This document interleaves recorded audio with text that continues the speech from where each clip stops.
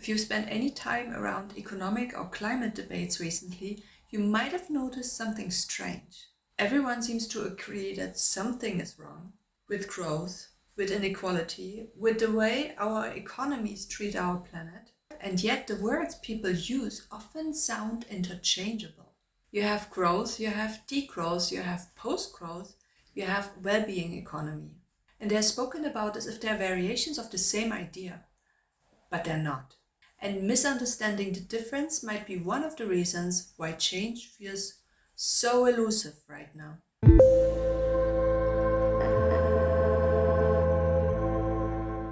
So, why does language matters? Because words don't just describe the world, they shape what feels possible. They determine whether an idea feels dangerous or merely decorative. So today I want to look at 4 concepts that sit at the heart of the current climate and economic debates and how they actually work together. In this video we'll explore 3 things. First, the 4 logics behind growth, degrowth, post-growth and well-being. Second, the tension between confrontation and invitation. And finally, how real system change tends to happen historically. Let's start with the one that we're already inside, the growth economy. This is the current status quo, and it is an economic system designed to maximize profit and production for the private owners. At the same time, it's pushing environmental and social costs onto everybody else. Pollution becomes external, and care becomes invisible. Nature becomes a resource pool. And the key here to understand is that the growth economy is not neutral. It requires more extraction every year just to remain stable. And that is why some thinkers describe it not as a flawed building that needs renovation, but rather as a burning building. And you don't really redesign your furniture in a burning building. You just leave. And this is where degrowth enters the picture. Degrowth is pressure. Degrowth is not the destination. It is a transition strategy.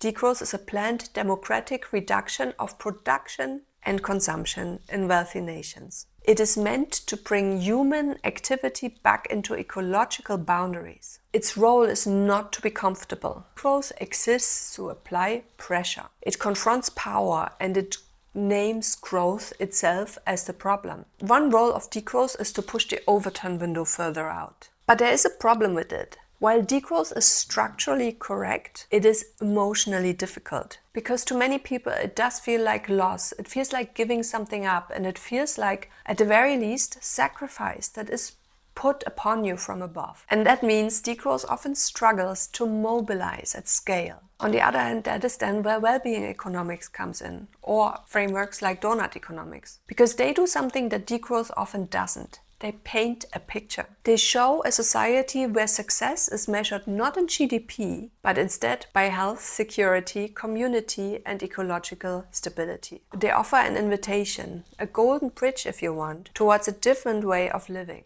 And that makes those concepts very powerful. You can get people on board with well-being economics, but it also makes them vulnerable. There is a risk of co-optation, because if a framework is too flexible, power has a habit of just absorbing it.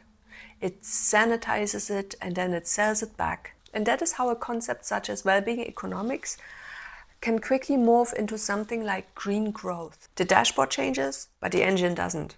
You would then measure happiness while still having a mechanism of extraction and accumulation running underneath it. And that is the danger zone. Because an inviting vision without a confrontational edge loses meaning and it just becomes another bit of decoration. And this is why degrowth and well-being actually work together. They're quite an odd couple. But degrowth is the engine. It is structural, forceful, and disruptive. While well-being economics is the driver.